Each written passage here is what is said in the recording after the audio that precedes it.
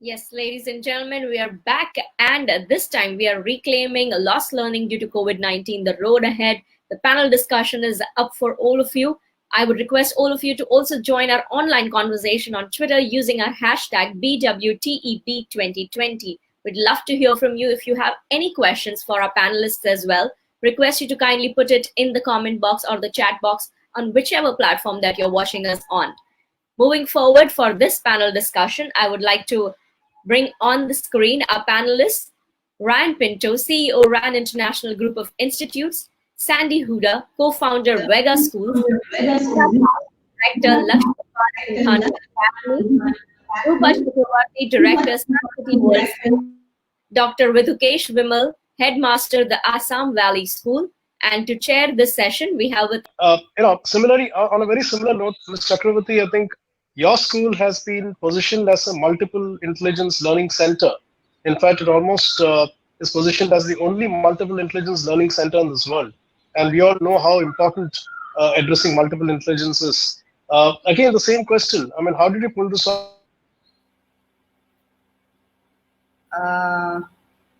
Thank you for that question, and I'm sure you will be back just now because I can't see you online. Yeah, I think I'm back. I think we can't keep getting disconnected. My question was, I don't know if you got what I was trying to ask you. My question was, how did you manage to sustain this whole concept of multiple intelligence learning center during the pandemic? Because if you have to really understand the kinesthetic, the auditory, and the visual, and understand these characteristics of a child, how do you do that online? I mean, is that something that got missing because the pandemic came in? So in the middle of every adversity, I guess there's an opportunity, you know. So to take off from there, what resulted was the multiple intelligences did not go away, but what resulted was self-directed learning and a whole new scenario. So I think one little aspect of children we should all remember is they are very curious. So when there is something very new about any situation, they are extremely curious, they want to work towards it. And I guess these kind of adversities prepare ordinary people for extraordinary situations and destiny. And this is exactly what happened even with MI, if I may share with those who are present here. So I think one of the first things we realized that whether it be linguistic or logical, that was fantastic. It did not go away. Whether it was musical or kinesthetic, that also did not go away, nor did the others. Where we had problems was spatial, because the child did not have too much of movement. Kinesthetics we were doing through yoga, we were doing through aerobics, we were doing soccer by ensuring that the children were, you know, kind of balancing the ball, were doing kicking, or were hitting against the wall, the ball against the wall.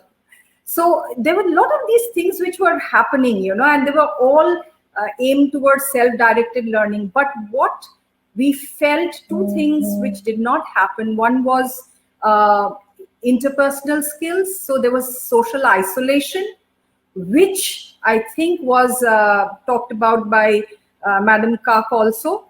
And there was a spatial problem. We could not address the spatial aspect of it. But there were other ways that the children learned, and that ensured that their learning was good.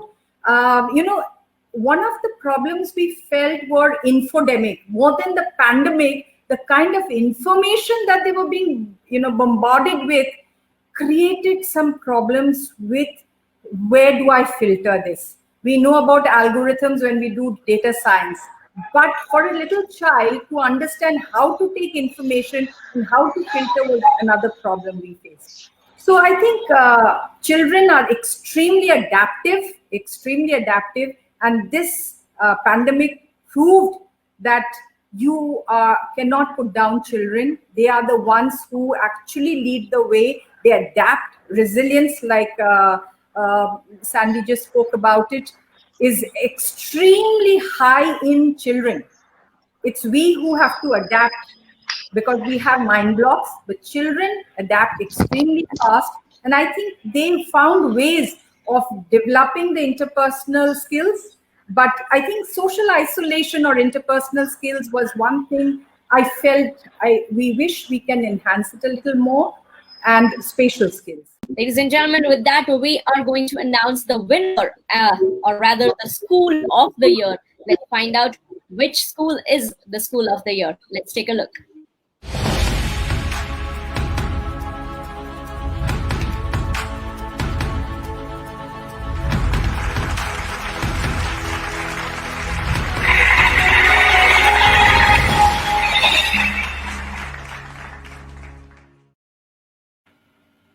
So, School of the Year, Sun City School.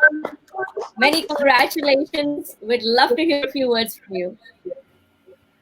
Good evening, everyone. There's a gender change over here. Please note, I'm not Ankit Goyal, I'm Rupa Chakravarti. But having said that, on a lighter note, my heartfelt gratitude to Business World and to Dr. Batra for deeming it appropriate to bring forth our school on this platform. Our school motto is Sadaiv Agrani, and I think Mr. Lakshmi Narayan Goyal, who is our managing trustee, and Mr. Ankit Goyal, who is our chairman, has a mindset of advancing with the right attitude of ensuring that there are able and noble pupils. It is really very humbling and a bit nervous to be talking over here in this platform with stalwarts like you, Dr. Rajan and Dr. Mantha. But having said that, I would fail in my duty if I didn't acknowledge the family of Sun City School, who have, through their constant dedication, since we are almost all of us are the founders of this school who have worked there since the beginning, this mindset of excellence that they have been able to put into the school, which has brought us this laurel today. And it would be remiss if I don't mention our children, the children of the school. They have reached such heights that today they are able to meet through their performances the likes of Prince Charles, Satya Nadella, and so I think my children are who truly deserve this, along with the family of teachers. And thank you for deeming it that we should get the award. Thank you once again. Congratulations. Yes, Dr. Saxena. Congratulations, Principal Rupa Chakravarti, Director, I would say. Congratulations. You really bold us on when you were making a presentation. And we were really we got up from our seat. At least I got up from my seat, trying to understand so much of a wonderful thing can happen at the school education in terms of developing the instructional material, for example, of the kind that we talk about it in the higher education. We talk about multidisciplinarity, but you were talking about it right in your school itself. And that, I think, is really wonderful. That is, truly speaking, the development of the holistic child, holistic development, as they really say.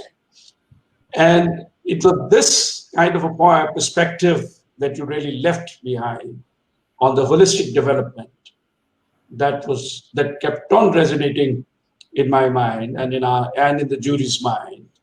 And I must say, you truly deserved this award, hands down. And I certainly hope that you will continue to do such kind of a great work, show the way to many of the well-known, as already established schools in this country that have been, I would say, the aspirational schools for many of us, as when we were parenting our children and when our children were growing up. But I'm confident that the new age parents will truly find you as the aspirational school in the country. Congratulations. What motivating words. This will keep me going, I'm sure. Thank you. So will it for Mr. Ankit Goyal and Lakshmi ji. Thank you. Yeah, congratulations, Chakravarti ji.